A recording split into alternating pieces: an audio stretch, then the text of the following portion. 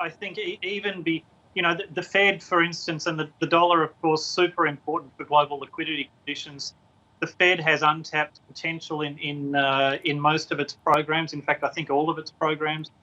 They're still talking about more fiscal stimulus in the US, and even though the case count, of course, in the US has been very concerning in the last month or two, the rate of hospitalisation and obviously fatalities also has been much lower than in the first wave. So even on the virus itself, it seems like we're learning how to manage it. Look, a bit better. Maybe it's less worse. Right.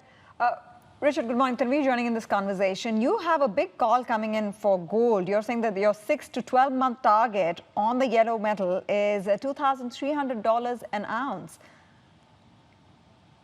Look, the only thing you can say that's negative gold at the moment is that physical demand's not very strong, but that's not particularly unusual when you get these periods where the gold price is driven by broader factors. And I think, one of the very good features of this crisis, if you can kind of excuse those, they seem a bit in conflict, but it has been, is the size of the policy response. It's been absolutely extraordinary, but the cost of that, I think, is their increased speculative demand for gold.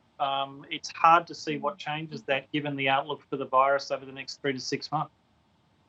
Right, but do you think this is a separate trade within the precious metals basket, or would you think that there's a bit of a rub-off because we're seeing actually all precious metals rally, silver included?